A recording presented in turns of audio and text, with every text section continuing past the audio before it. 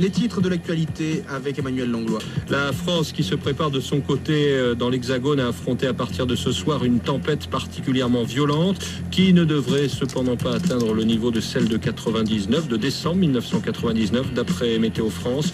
4 départements, en tout cas Charente-Maritime, Vendée, Vienne et Deux-Sèvres, ont été placés cet après-midi en alerte rouge par Météo France. Nous sommes là pour la nuit et l'ensemble des services est mobilisé. Nous avons demandé aux gens essentiellement de ne pas sortir à partir de minuit et surtout d'être rentrés chez eux à partir de 22h. C'est la police qui se charge d'avertir les passants. Nous, c'est avec les pompiers que nous allons passer la nuit. Sur le port, à 1h du matin, la mer est menaçante, mais rien encore d'alarmant. Patrick, le patron du Zinc, se souvient.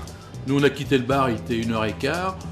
Bon, on avait un peu de vent, mais bon, du vent à La Rochelle, on a habite d'avoir du vent, il n'y avait rien d'exceptionnel, quoi.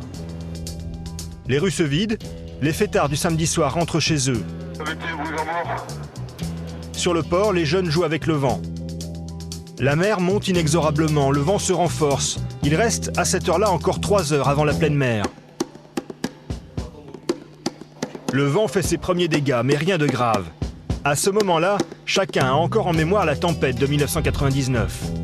En revanche, ce qui devient beaucoup plus inquiétant, c'est l'état de la mer. Les premières vagues passent par-dessus les digues.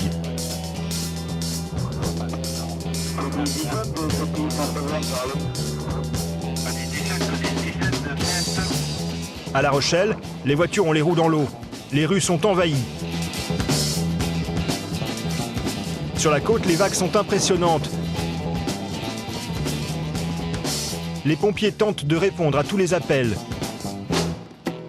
Dans les commerces du bord de mer, les sous-sols sont inondés. Nico se souvient. Ici, c'était un truc de fou.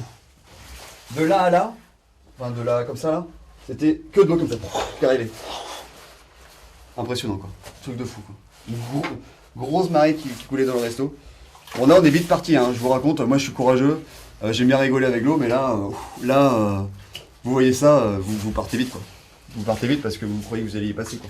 J'ai vu le niveau d'eau à peu près à 1m20, 1m30 à la hauteur des yeux. Là j'ai eu peur, je me suis dit ça y est, voilà l'eau qui arrive. J'ai fait demi-tour, au même moment la porte a explosé. J'étais projeté au fond du couloir. C'est ce qui m'a plus choqué moi, c'est quand j'ai vu toute l'eau qu'il y avait à l'extérieur de la maison qui voulait rentrer entre la baie vitrée, vu la hauteur qu'il y avait d'eau, je me suis dit là... Et là ça a pété. Là, on a compris que cette tempête n'avait rien à voir avec celle de 1999 et que c'est avec la mer qu'il va falloir lutter. Dès que la baie vitrée a explosé, en fait, j'ai senti tout de suite que j'avais des espèces de lames de rasoir qui me coupaient aux jambes. Et j'ai dit tout de suite à ma soeur à côté, Annick, je suis blessé, et je suis blessé gravement. Je me souviens de t'avoir dit ça. Je suis blessé gravement. Ouais. On entendait les gens qui criaient autour de nous, on n'arrivait pas à discerner qui quoi. On essayait de regarder s'il y avait des lumières ou des choses comme ça parce qu'il faisait noir, c'était pleine nuit. Et on criait au secours, on criait on est là, on est là. Mon mari criait la famille Gignon, on est là.